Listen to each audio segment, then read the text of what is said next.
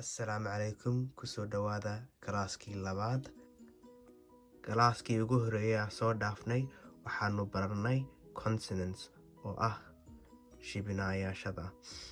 Shibinaayashada waxaa ka mid ahaa 14 kaanu soo baranay.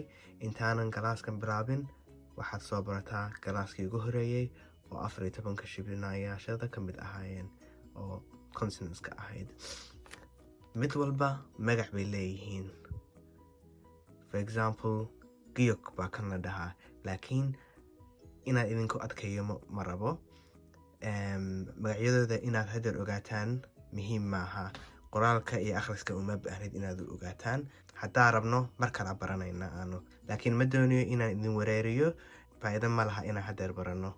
Galaaskan maanta waxaanu baranaynaa wax la yiraahdo double consonants. Double consonantsna waa 5 kaliya. Waa kan iyo kan.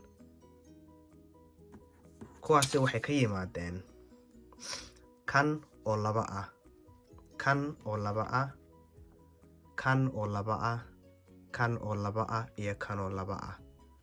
Intaas kaliya waa double consonants la dhahaa. Waa 5 kaliya. Waxa soo baratay oo 2 jeer u qoraysid. sidaad ugu dhawaaqaysid baan hadeer kuu sheegayaa. Sidaan u akhrino waxaanu ag dhigaynaa a.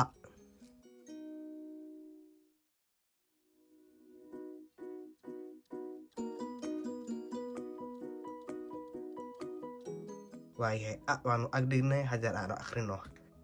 Kani wuxuu ahaa ga ama ka, wax u dhexdhexeeya, laakiin kani waa ga. kanina wuxuu ahaa ta, kanina waa da. kanina wuxuu ahaa pa, laakiinna waa pa. kanina wuxuu ahaa sa, kanina waa sa. kanina wuxuu ahaa ja, kanina waa ja. hadeer waxaan u malaynayaa inaad fahanteen kii hore inay isku dhow yihiin, laakiin kan waa lagu xoojinayaa kan. waayo haddaba aanu ku soo celin mar kale.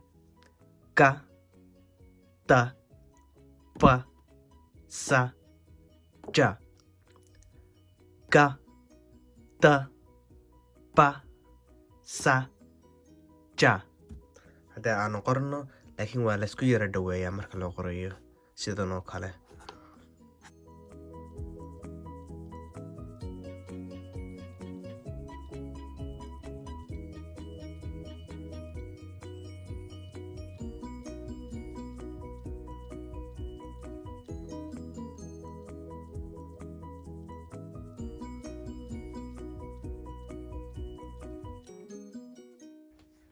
waayahay galaasku halkaasuu ku dhammaaday. waxaana eegtaan galaaska ugu horeeyay intaanan kan baran. galaaskani waa kii labaad. kii hore horta soo mar, soo dhammay, soo xafid. kanna waa kii labaad. galaaska ku xiga waxaanu baranaynaa shaqalka oo vowel baa next time baranaynaa. waa inoo galaaska 3. maca salaama.